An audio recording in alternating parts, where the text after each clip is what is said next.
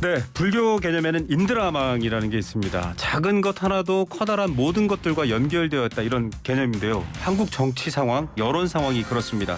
6일 지방선거가 관심받는 이유도 끝나지 않은 정치 권력의 교체 문제 때문이죠. 이런 복잡한 여론과 아젠다 잘 정리해 주실 수 있는 두 분 월요일에 늘 모시고 있습니다. 서강대 신문방송학과 유현재 교수님 나오셨습니다. 안녕하십니까? 네, 안녕하십니까? 네, 선문대 황근 교수님 나오셨습니다. 안녕하십니까? 예, 안녕하세요. 인사 검증 논란이 원래 매 정부 출범할 때나 혹은 워낙에 국가를 이끌어갈 중요한 직책이기 때문에 관심을 많이 받긴 한데 이만큼이나 좀 뭐랄까요? 정부 출범부터 세게 강하게 나오는가 싶은 생각이 있어요. 결국 지금 대통령 종교다문화 비서관 김성유 비서관은 자진 사퇴까지 했고요. 아직 또 장관 청문회는 국회에서 불투명하게 지금 뭐 통과될지 안 될지 총리까지 그런 상황입니다. 자, 어떻게 이 인사를 놓고 어떻게 바라봐야 될지 먼저 황 교수님부터 한마디 정리해 주시죠. 제가 볼 때는 그 본인의 그 몇 가지 발언이 문제가 되는 것 같긴 해요. 네. 근데 제가 봐도 몰라요. 그 중에 일부는 뭐 자기가 어떤 그 나름대로 근거를 가지고 얘기했다 하지만 그 발언의 표현 방식 이런 것들은 확실히 제가 봐도 문제가 있었던 것 같습니다. 네. 그러니까 제가 볼 때는 특히 뭐 위안부 합의금 같은 거는 그거는 절대로 그런 식으로 얘기하면 안 되는 거였는데. 그렇죠. 그러니까 이분이 내가 볼 때는 그런 그 SNS라고 하는 그러니까 이런 비서관 자리가 되기 전에 자기 네. 활동을 하면서 나 차마 그런 생각 못했던 것 같고. 근데 이제 뭐 몇 가지는 뭐 어떻게 보면 또 자기 나름대로 근거가 있다고 해요. 근데 거기까지는 뭐 제가 볼 때는 이거는 찬반의 논리가 그러니까 제가 볼 때는 그렇게 꼭 잘한 건 아닌데 그나마 사퇴를 했다고 해서 괜찮긴 한데 오늘 연합뉴스 인터뷰를 보니까 그건 또 아니거든요. 굉장히 네. SNS에 강하게 그 정치권을 비판했거든요. 네. 그러니까 이런 거는 사실 제가 볼 때는 별로 좋은 일이 아닌 것 같아요. 왜 그러냐면 이전 정부 문재인 정부도 이런 게 굉장히 많았었어요. 네. 그러니까 뭐 어떤 그 정부 부처에 있는 사람이나 권력 어떤 주요 자리에 있는 사람들에 대해서 언론이 많은 공세를 했을 때 SNS나 이런 걸 통해서 엄청나게 자기 변명을 하고 상대방을 공격하는 바람에 우리 사회가 지난 5년 동안 완전히 싸움판 됐잖아요. 네. 근데 이런 식으로 그 일이 끌어갈 수가 있을까? 자기가 이제 제가 볼 때 어느 일정 부분 이 양반이 말을 잘못했으니까 본인이 이제 여기서는 내가 좀 그동안 좀 자기 관리를 못했다 하는 정도로 나왔어야 되는데 제가 볼 때 지금 보니까 이게 좀 악순환이 될 것 같은 느낌이 좀 듭니다. 네. 싸움판이 되었다 이렇게 표현하셨어요. 유 교수님. 매번 그 기억하다 보면 이제 뭐 독특한 캐릭터들은 다 있잖아요. 근데 이분은 참 아까 교수님 말씀하셨던 것처럼 참 특이하다라는 생각이 좀 들었고요. 아쉬운 것은 이제 그 인사검증 하는데 그 부분에 있어서 이분이 이제 올린 게 사실은 굉장히 네. 무슨 뭐 스킬이 필요해가지고 막 썼는데 꽁꽁 숨겨놓은 거 찾고 이런 게 아니에요. 사실 인터넷에 이분 이름 쳐면은 사실 어떤 발언을 했는지 나오거든요. 근데 그 부분에 대해서 조금 안타깝다라는 생각을 좀 하고 저는 정말 오랜만에 누군가가 얘기했는데 이 사람 얘기 때문에 잠이 안 오는 건 정말 처음 했던 것 같아요. 네. 꽤 오래. 이게 보면은 뭐 화대 운운하고 막 이런 네. 건데 야 정말 도대체 어떻게 하면 이런 생각을 할 수 있을까라는 생각이고 그다음에 지적되지 않았던 것 중에 이제 마지막에 끝나면서 뭐라고 그러냐면 대한민국 언론인들이 국가를 망치는 제일 주범이고 언론인들은 국민의 생각을 왜곡시키고 전응하러 만든다 이렇게 했는데 저도 미디어 비평하고 뭐 언론 비평하고 그렇지만 어느 언론이 왜곡을 하고 그랬나요? 그러니까 이거는 이걸 그냥 돌려드리고 싶어요. 이게 그분이 우리를 전응하라 생각하는 것 같다. 그러니까 도대체 어느 부분에서 왜곡이 되고 어느 부분에서 뭐 곡해가 되고 그랬는지 전혀 저는 이해가 안 가는 상황이다라는 생각이 들어서 그리고 이 완전 뒤끝 장렬이죠. 네. 그러고 본인이 잘못했으면 그냥 역사 속으로 그냥 사라지고 그냥 우리도 좀 더럽지만 그냥 추억으로 남기면 되는데 끝까지 계속해서 또 이제 발언을 하고 있어요. 그러니까 이 부분에 대해서는 이래저래 예의도 아니고 참 안타깝습니다. 네, 참 안타까운 상황인데 제가 사실 여쭤보려고 했던 얘기를 유 교수님 먼저 하셨어요. 아니 이분들도 그렇고요. 사실 뭐 대통령을 지내신 분들도 그렇고 언론에 대한 비판을 하십니다. 이게 다 언론 탓이고 언론이 불균형하고 이 부분은 어떻게 판단하세요? 왜 이런 말들을 할까요? 저는 기본적으로 그 컨셉이 좀 마음에 안 들어요. 그러니까 언론은 어떻게 할 수 있다. 그리고 자기 마음대로 뭔가 할 수 있다라는 마음. 그래서 사실 뭔가 응원하거나 뭐 그럴 수도 있다라고 하면 이제 자기 편이라고 생각하는 것 같습니다. 네, 불리한 언론은 거, 무슨 뭐 유불리. 제1부, 제2부, 제3부 그러지만 그냥 중간에 있는 부로 좀 생각을 했으면 좋겠어요. 그래서 네. 그걸 뭐 아전인수 이렇게 좀 하지 말고 그러다 보면 뭐 이분이 이제 내세우는 거 보면 본인 탓은 절대 안 하거든요. 네. 그러니까 뭐 어떻게 했기 때문에 이게 뭐 프레이밍이다. 이게 또 뭐 어디서 들으셨던 것 같아요. 그래 놓으니까 무슨 프레이밍 어떻고 뭐 이런 말씀 하시고 그러는데 전혀 설득적이지 않죠. 네. 뭐 언론이 이렇게 좀 자세히 들여다보면 이게 진짜로 무슨 장난치를 쳐서 그런 건지 아니면 진짜로 이거는 참 의외로 모든 언론이 이분한테 똑같은 잣대를 들이대고 있었어요. 네. 본인도 검색해보면 알 텐데 그게 조금 뭐 안타깝고 어리석고 뭐 그런 상황이었다라는 말씀 좀 드리겠습니다. 네. 황 교수님 언론 탓하는 이거는요. 상황. 언론 탓하는 거는요. 정치인들이 가지고 있는 어떻게 보면은 상당히 그 오래된 역사를 가지고 있습니다. 네. 그런데 큰 정치인들 있죠. 우리가 역사적으로 남을 만한 정치인들은 네네. 이 사람들의 가장 큰 덕목이 뭐냐라고 저는 얘기한다면 언론의 공격으로부터 견뎌내는 힘입니다. 그 견뎌낸다는 게 싸우는 게 아니고요. 네. 예를 들면 우리가 토마스 제퍼슨 같은 사람이요. 그 사람 굉장히 언론 자유를 주장했던 대표적인 그 정치인인데 네. 대통령 끝나고 그랬다니까요. 내가 언론 때문에 너무 힘들어서 그만두고 싶다는 게 한두 번이 아니었다. 아. 근데 네. 한 번도 직언을 안 했어요. 닉슨도 뭐 베트남 전쟁 그거로 해서 엄청나게 언론의 공격을 받았던 사람이에요. 그렇죠. 근데 결국은 뭐 다른 일로 나가긴 했지만 그걸 참아냈거든요.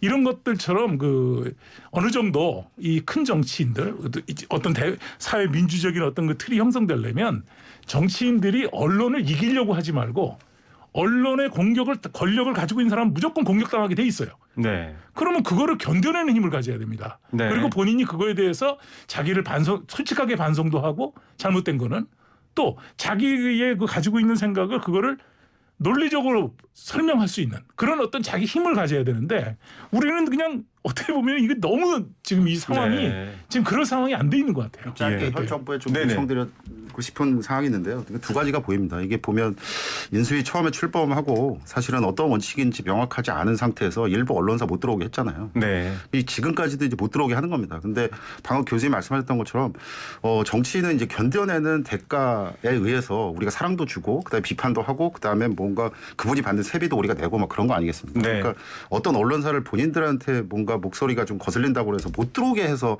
아예 취재도 못하는 그런 것들은 이제 뭐 1층에 또 기자실도 생기고 막 그런다지 않습니까? 네. 그런 거 안 했으면 좋겠고 그리고 이제 뭔가 대응을 하는데 고발, 고소 막 이런 것들은 이제 좀 안 봤으면 좋겠다. 그러니까 뭐 네. 비판하고 싶으면 정확하게 비판하고 이제 많이 나선다고 하시잖아요. 그러면 언론에서 뭐 잘못됐으면 진짜로 심각하게 말씀을 하셔서 근거 대리되고 그러면은 지금은 이제 어쨌든 수평적인 관계에서 뭔가 언론과 대응을 하겠다라는 거잖아요. 저는 네. 그렇게 들립니다. 그래서 그렇게 되기를 바라고요. 근데 그런 부분에서 어줍지 않게 이제 막 어떤 무슨 법적으로 어떻게 하겠다 이런 것들은 약간 좀 포갑처럼 보여요. 그러니까 약간 대자뷰가 보여서 그런 것들은 좀 지양 해야 되지 않느냐라는 생각이 좀 듭니다.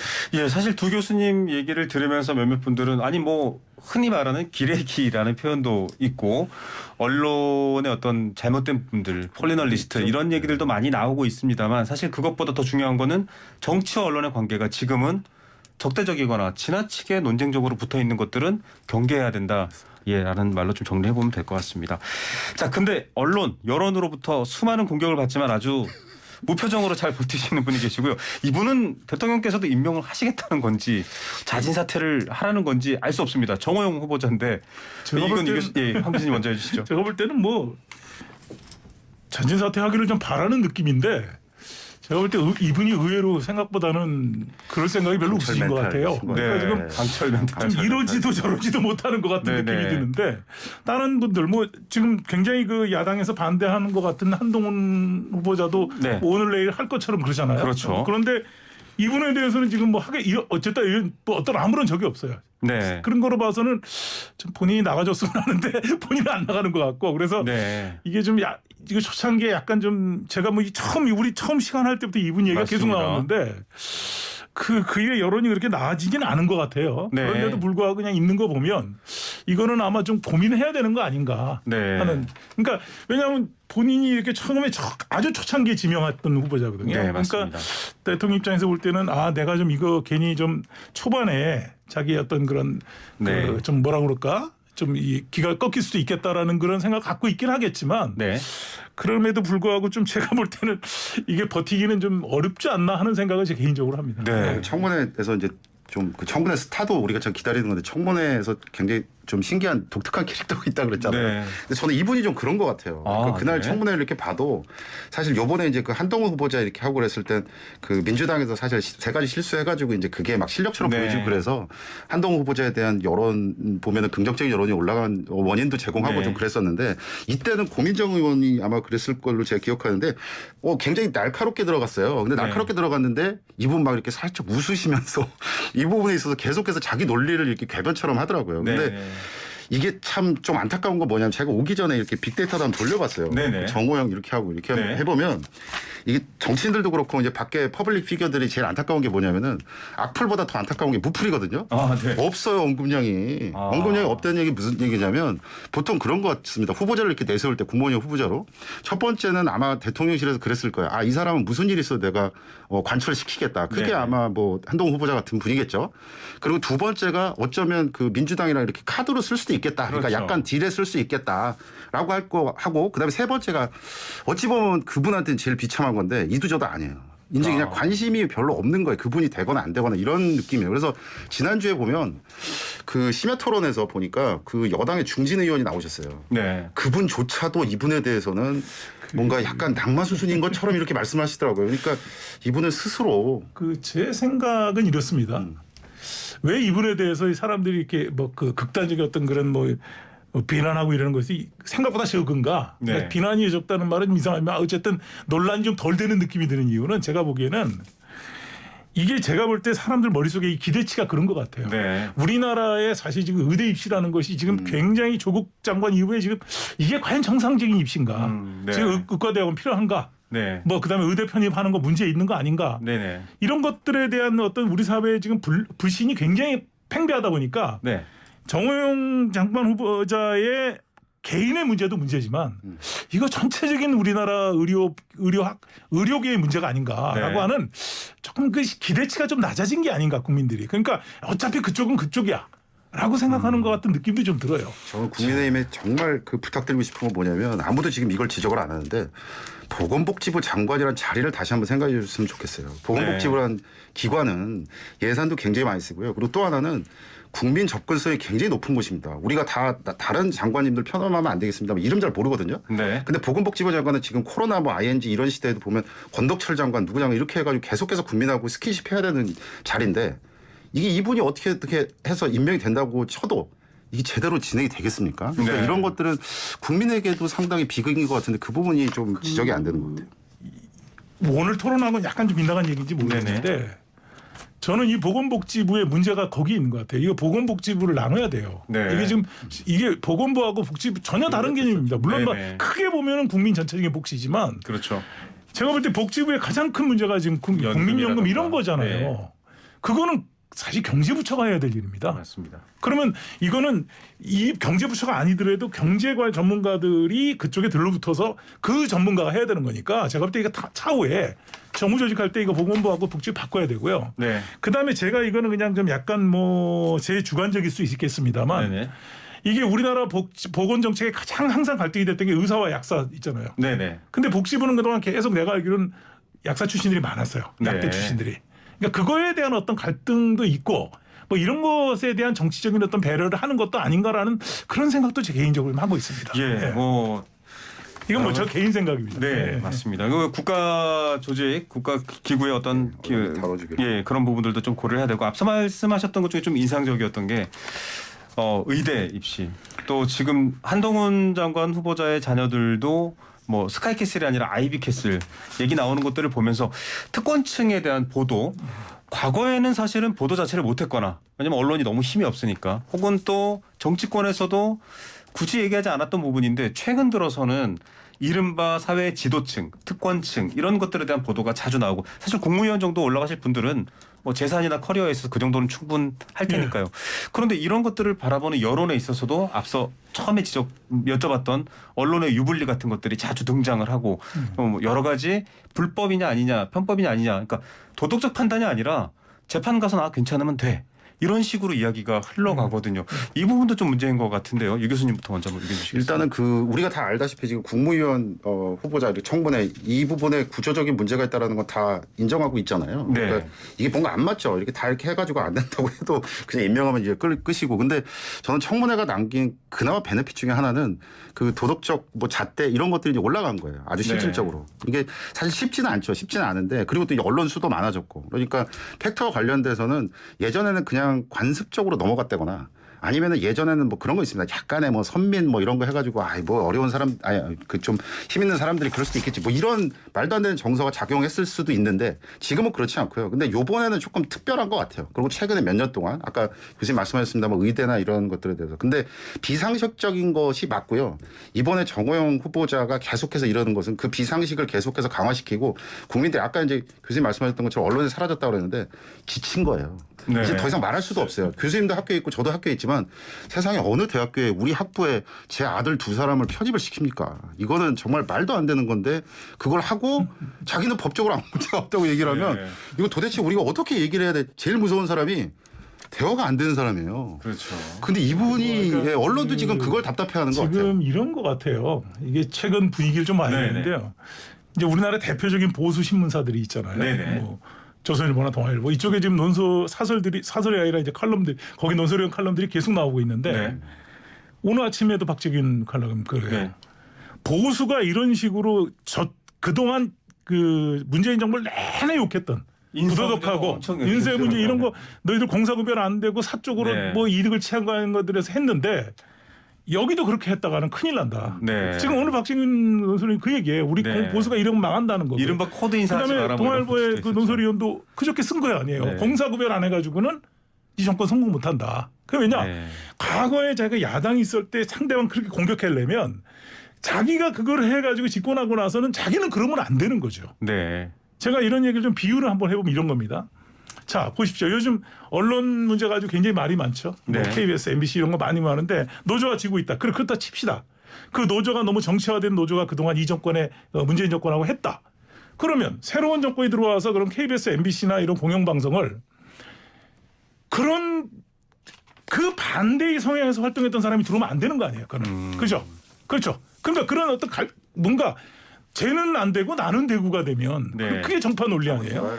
이게 우리 사회가 그러면 어떻게 정상이 되겠어요? 그러니까 이건 똑같아요. 이 분야도. 그러면 네. 전에 있는 장관들 물론 문재인 정부 때도 뭐 너무 하도 그쪽에도 통과 안 돼서 말이 인사는 많이 많았는데 비판을 받았죠. 네. 이번에도 또 나오기 시작하는데 만약에 이걸 초반에 이런 것들을 근절하지 못하고 가면 그럼 그 다음에 못하는 거죠. 국민들이 신뢰 잃어버릴 수밖에 없죠. 뭐 공영방송 관련해서 또 황근 교수님이 전문가시기 때문에 많은 얘기가 있지만 더 하진 않으시고 유 교수님 이 내로남불 프레임에 빠지는 순간 진영에 속해 있지 않고 가운데서 뭔가 조정적인 의견을 제시하면 그 사람은 양쪽에서 다 미움을 받아요. 이거 어떡합니까? 뭐 교수님도 경험이 있으시겠습니다만 저도 가끔가다 이렇게 방송에서 이렇게 뭔가 얘기를 한다거나 그러면 제 나름대로는 연구자고 네. 그리고 또 자식 키우는 또 아빠고 뭐 그러면은 어쨌든 제 양심에 의거해서 이쪽 저쪽 이렇게 싸우면 안 될 것 같아 뭐 이런 그 공감대 중간을 약간 견지하거든요. 네. 댓글이 어마어마합니다. 그러니까 이게 사회에서도 저는 그래야 될 것 같아요. 언론이 됐든 아니면 정치권이 됐든 아니면 누군가 얘기하는 사람이든 아니면 저 같은 연구자든 간에 네. 중간이 있다라는 걸 인정했으면 좋겠어요. 이게 누가 얘기했는지 모르겠습니다만 진실은 항상 중간쯤에 있다고 하거든요. 네. 그러니까 저는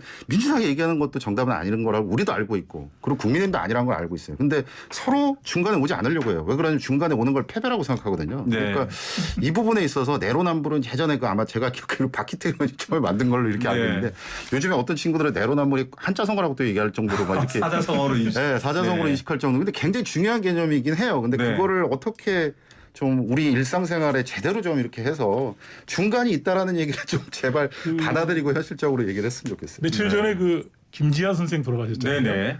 그분 시집을 제가 90년대 5년에 나온 거 중심의 괴로움이 있습니다. 네네. 그러니까 이 양반이 이제 진영 논리를 벗어나서 그때 민주화가 이제 한 단계 끝났을 때 네. 분신자고 그러면서 이제는 자기는 중간에 서서 하겠다. 네네. 그래서 그분이 그래가지고 변절자 얘기 많이 들었잖아요. 네.